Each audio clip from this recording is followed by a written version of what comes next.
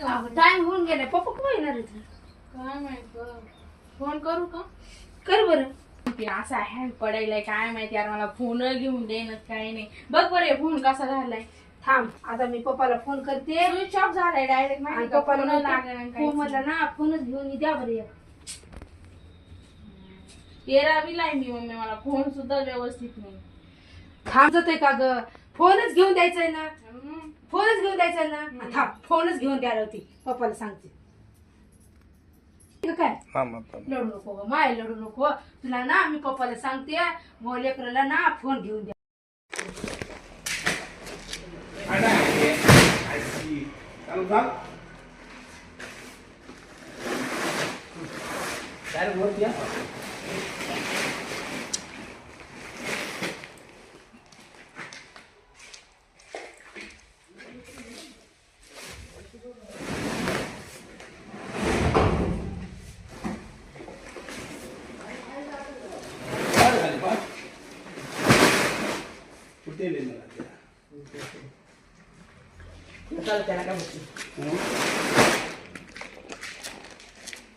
Cut करून घ्या.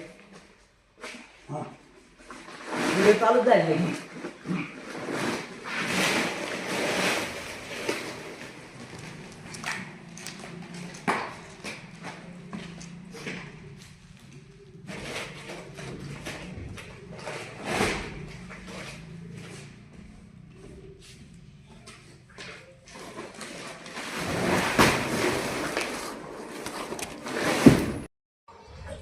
केलं का ग जेवायला? काय हो केलंय बापा. या पोरीने मग किती नुसतं खाल्लंय. काय झालंय? तुम्हाला कवाची फोन लावायले त्याच्या फोन मध्ये फोनच लागना.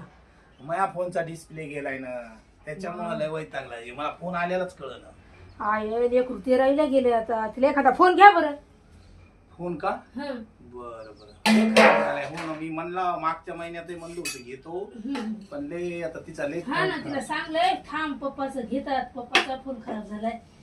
बरं बघतो थांब जरा. आज झाला पगार तर मग घेऊ तो मी फोनच. संध्याकाळी जाऊ बरं आपण. हाय कोमल पप्पा आले का? आले हो. नाही लय लवकर आले पप्पा आज. काय हो?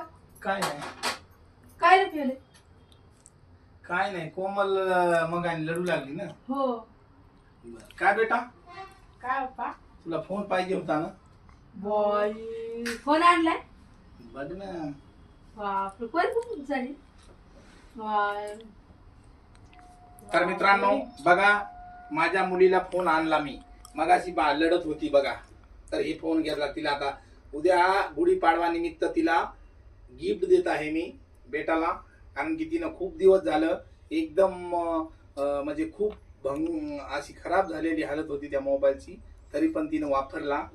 आज 13वीला आहे तरी माझी मुलगी कधी म्हणली नाही, पण मग दुपारी बोलली तर मी तिला फोन आणला. उद्या गुढीपाडव्याच्या हार्दिक हार्दिक शुभेच्छा तुम्हाला सर्वांना. थँक्यू बाप्पा.